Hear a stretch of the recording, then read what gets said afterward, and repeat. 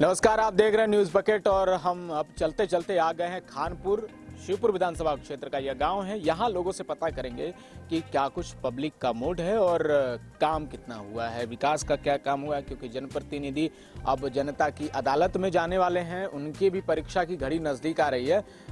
2022 का शंखनाद हो चुका है, प्रधानमंत्री ने बनारस से कर दिया है भारी भरकम पैकेज के आधार पर। अब ये लोग सोचते हैं क्या, दरअसल बनारस में तो ये सब लोग रहते हैं, लेकिन अपने आप को बनारसी महफूज रखते हैं, मतलब मान रहे हैं कि ये बनारस में है तो उस हिसाब से जो भी सुविधाएं मिलती हैं इनको मिल रही हैं कि नहीं। और पूर्वांचल का जो एक समीकरण है चुनावी, वो किस लिहाज से और किस तरफ करवट लेना शुरू कर चुका है, उसको लेकर हम समझेंगे।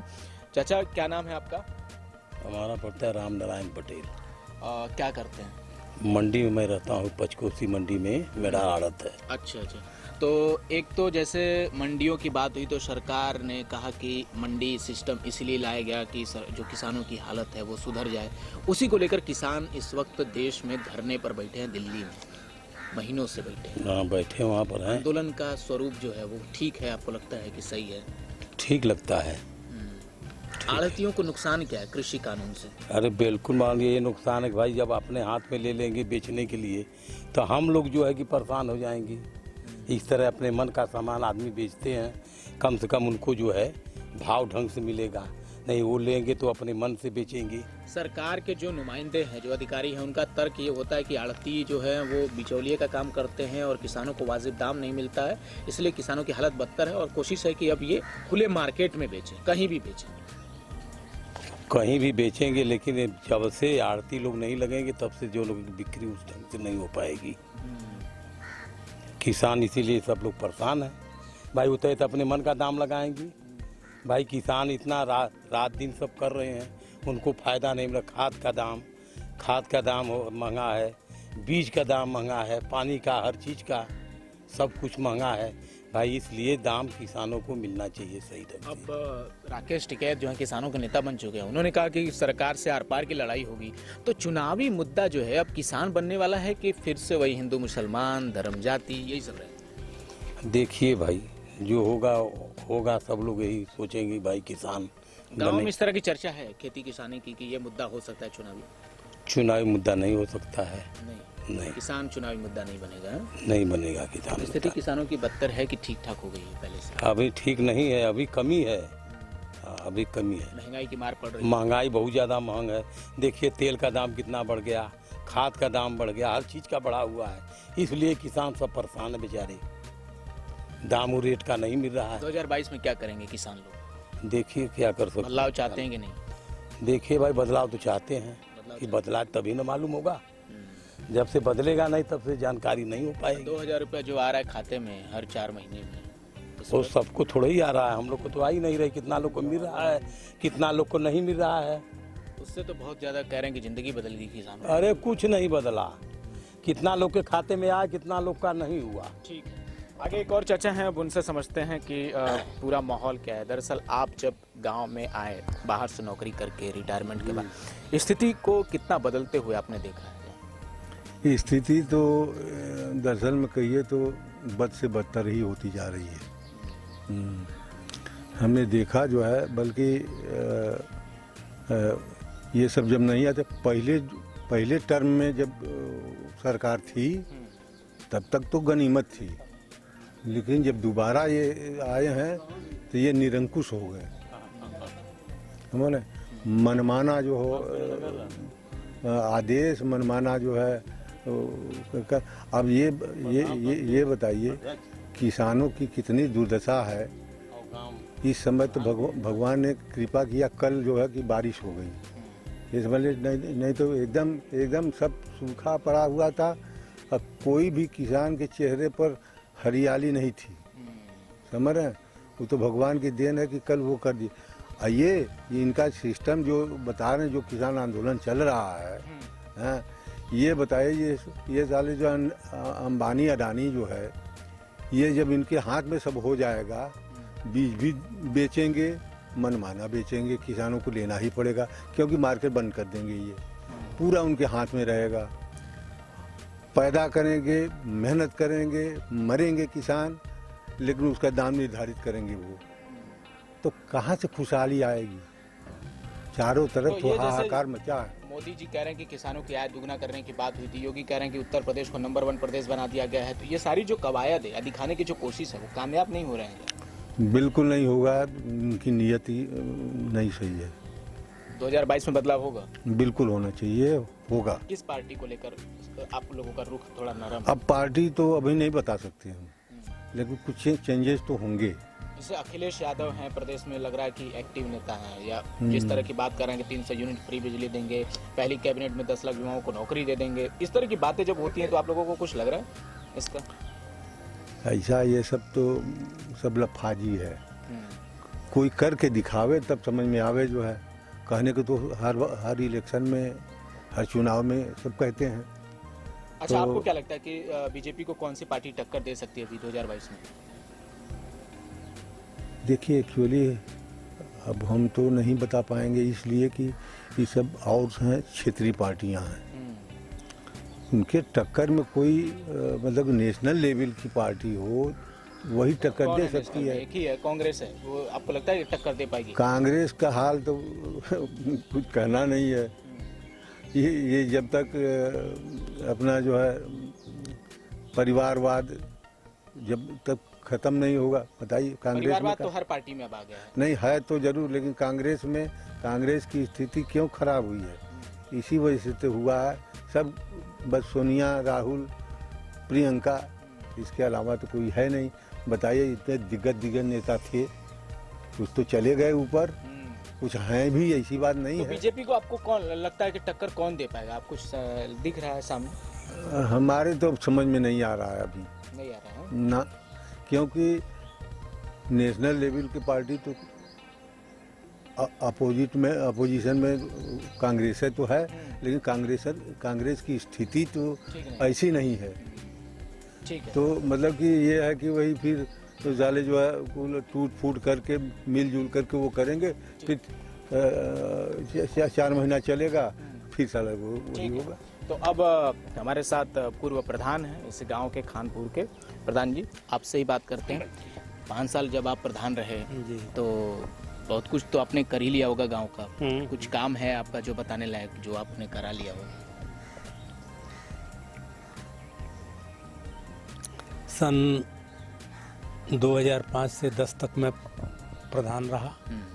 अपने कार्यकाल में मैंने इतना काम कर दिया है कि आज दोनों पूर्वा के लोग यही कहते हैं कि जो प्रधान जी ने कर दिया वो आज सन 52 से लेके आज तक किसी ने नहीं किया।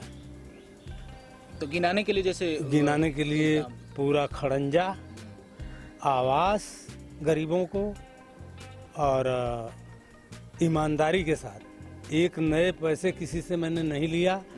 16 आवास दिया है, और मुस्लिम बस्ती में भी 4 ठो दिया, 12 ठो अपने पटेल बस्ती में दिया, जो थे उसके हकदार। ठीक है।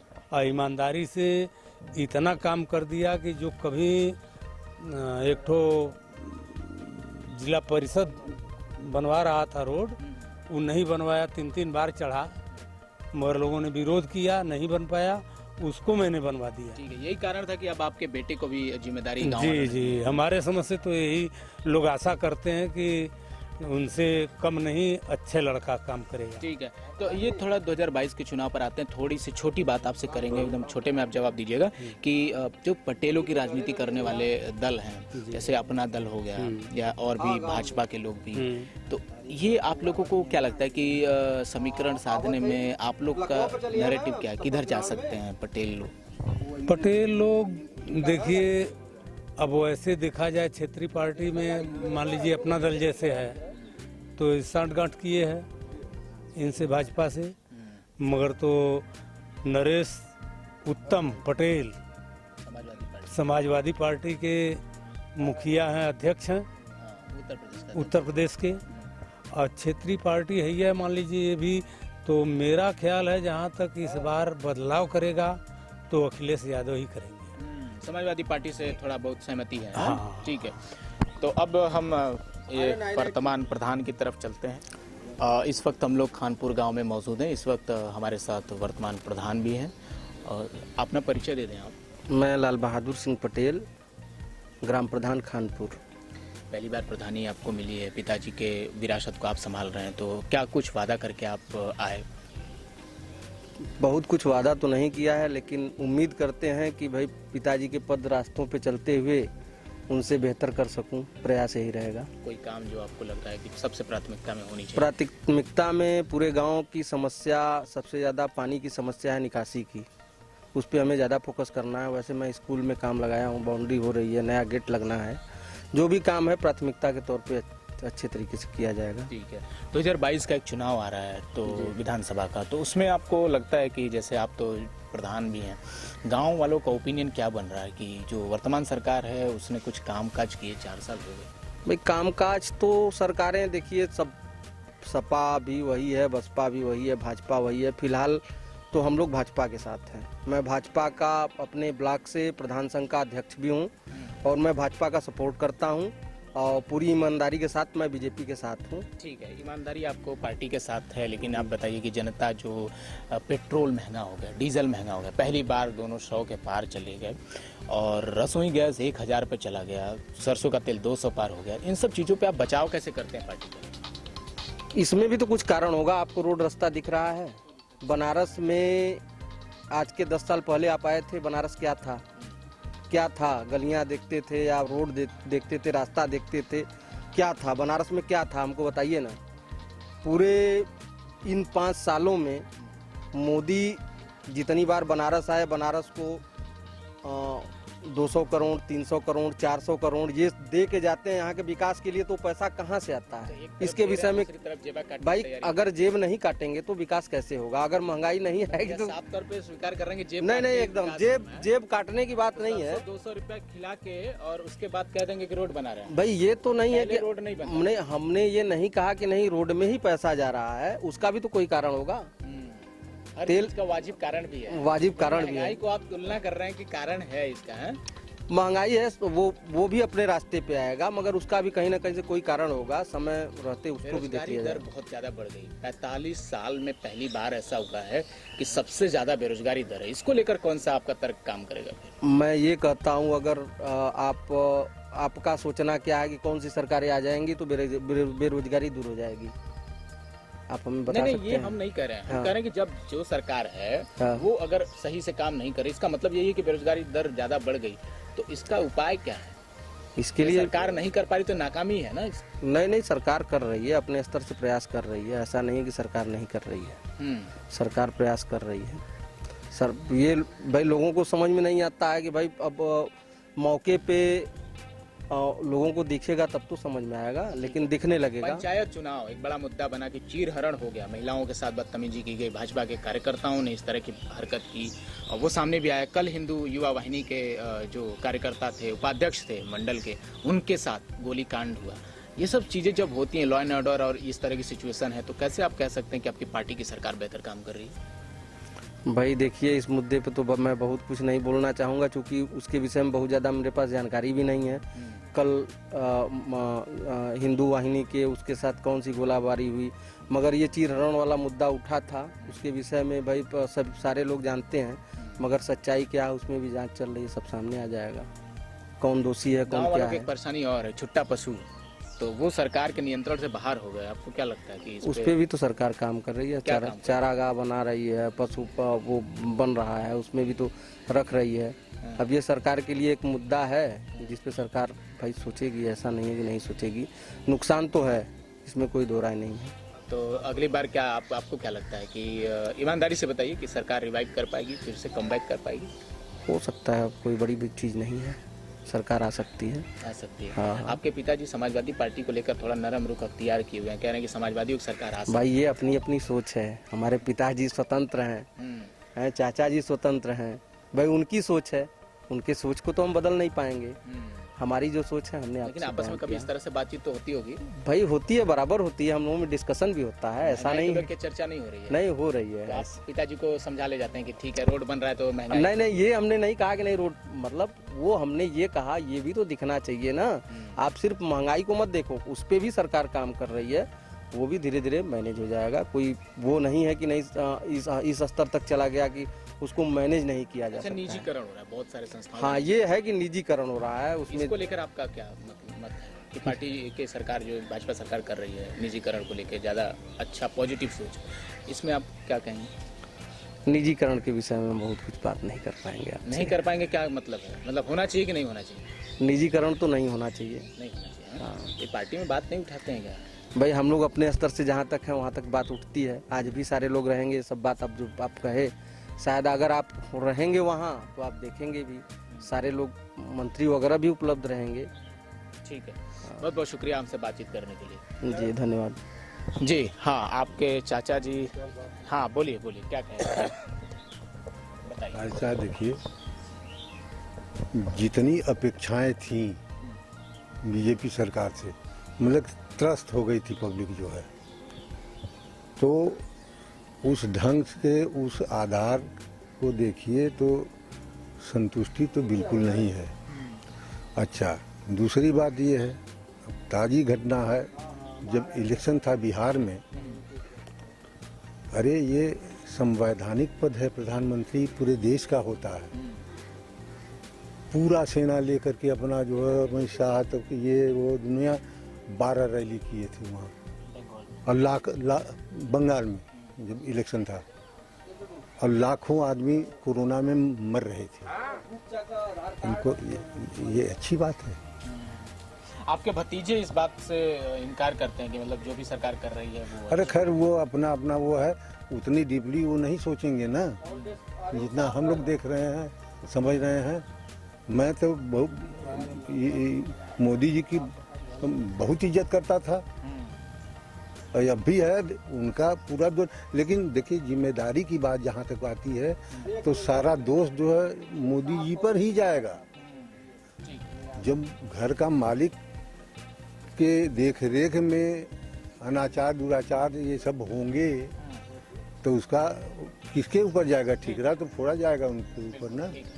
तो हम इस वक्त खानपुर गांव से आपको ये रिपोर्ट दिखा रहे थे। एक सज्जन और भी हमारे साथ हैं, आप भी कुछ कहना चाहते हैं? जो भी आपके सामने अभी बातचीत हो रही थी कि महंगाई है तो रोड बन रहा है, बाकी काम हो रहे हैं, इस बात से आप संतुष्ट हैं? हाँ हाँ, एकदम संतुष्ट हैं इससे। 200 रुपये लीटर तेल खरीद के रोड देख के खुश हो जाते हैं? नहीं, रोड देखकर खुश तो हो रहे हैं, रोड सभी रोड बन रहे हैं जो है अगर हर जगह रोड से की आ जो गए है। बाइक से, उसके बाद 1000 में रसोई गैस भरवा रहे हैं तो नाराजगी नहीं है? नहीं नहीं, काम भी तो दिख रहा है इसमें जो है। कौन सा काम दिखा? अच्छा, काय रोड बन रहा है, हर खाली जगह चौड़ीकरण हो रहा है सब। हाँ, चलिए थोड़ा सा एक माता जी हैं, उनसे भी थोड़ा पूछ लेते हैं। महिलाओं का ओपिनियन बड़ा जरूरी होता है हर चीज में। माता जी, जो भी आप देख रही हैं 5-10 सालों में कुछ बदलाव आपको दिखा? बदलाव कौन दिखात बा? अब हमार लड़का खड़ा बा, उनका सरकार के घर से नाला उला के सब मिले। नाला बहुत जरूरी है हमारे गाँव। अच्छा, योगी जी की सरकार कामकाज कुछ अच्छा की है आपको लगता है? अब अच्छा चाहे बुरा कैले हुए तो दुनिया के दिखाई में बाना सड़क मड़क। हाँ। अब झाले के भैया वो अच्छा, उनको लगता है कि जो हमारे बेटे बोले कहीं हम उससे अलग ना बोलते हैं, इसलिए थोड़ा सा डर रही हैं। ये होता है मतलब परिवार में। लेकिन एक चीज अच्छी है कि परिवार में असहमति है, लेकिन उसको इस तरह से नहीं लेते हैं। तो हर पिताजी की राय अलग है, चाचा जी की राय अलग है, भतीजे की राय बिल्कुल अलग है। तो इस लिहाज से ये पूरा गांव, एक घर ही पूरा एक तरह से अलग अलग विचारों से भरा हुआ है। तो ये अच्छी बात है, लोकतंत्र को जिंदा रखने के लिए ये बहुत जरूरी है। और लगातार न्यूज बकेट आपको तमाम ऐसे ही लोगों से मिलाता रहेगा। तब तक के लिए आप दीजिए हमें इजाजत। बहुत बहुत शुक्रिया।